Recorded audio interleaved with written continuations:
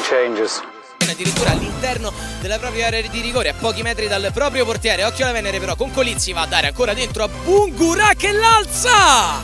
Il poker di Bungura, stavolta col cucchiaio, il numero 92 non si ferma più. 0-4 della Venere in bikini che davanti a un mostro.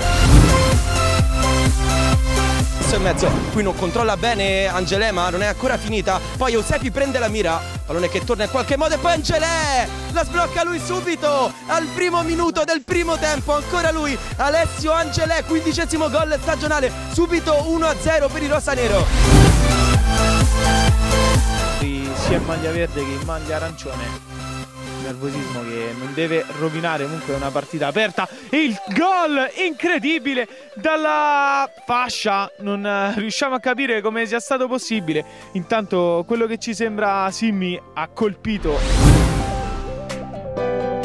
Con Franceschini che si accentra, se la porta sul sinistro, c'è lo scarico per Paparella che va con il sinistro, super gol di Paparella che porta in vantaggio la San Giovannella, un gol pazzesco.